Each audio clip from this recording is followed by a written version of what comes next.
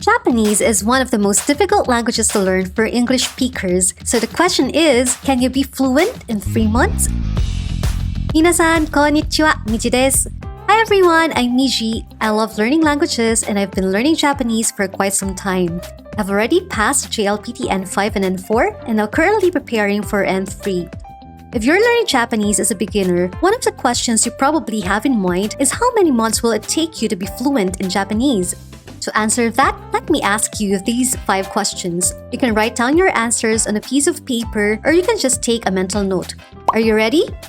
始めましょう! Question number 1. What languages are you fluent in? Question number 2. Do you have prior experience in learning a foreign language on your own? Question number 3. How much time per day can you commit to learning Japanese? Question number 4. How much exposure do you have with the Japanese language? Do you live in Japan? Do you have a family member or friend who can speak Japanese? Do you love watching anime or listening to anime songs? Question number 5. Why do you want to learn Japanese? Before we continue, for the purposes of this video, please take note that what I mean by being fluent is at least reaching conversational fluency. Being conversationally fluent means that you can hold your own in a conversation about everyday topics. You can understand what people say to you, and though there may be minor grammar or vocabulary mistakes, you will be understood by them. So what level is considered conversationally fluent in Japanese?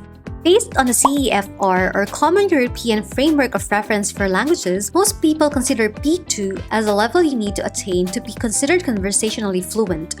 The equivalent level of B2 for JLPT is JLPT N2, but JLPT N3 can be considered as the minimum level needed to be conversational in Japanese.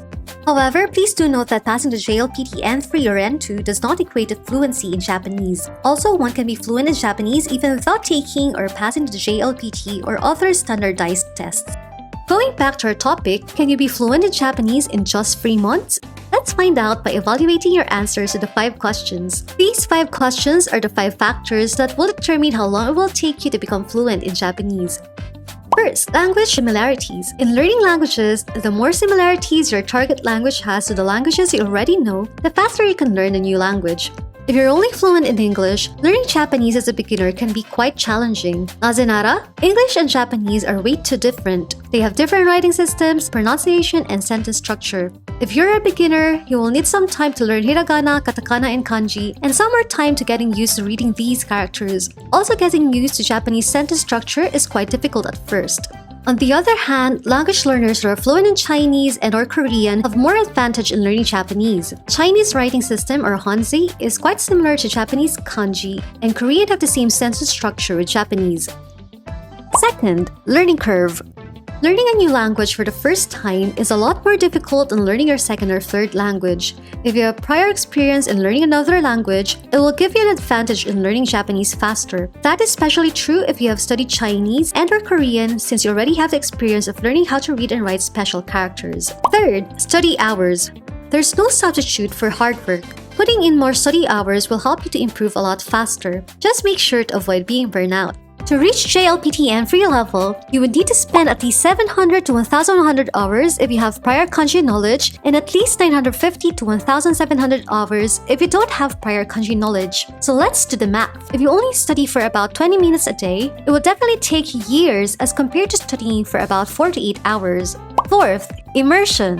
Japanese language learners who have been immersed into the Japanese language and culture, including watching anime and listening to anime songs, will surely learn Japanese a lot faster as compared to those who have not been immersed. Moreover, if you live in Japan and or have family members or friends who can speak Japanese, you can also learn Japanese faster as compared to others who don't. Last and most importantly, motivation.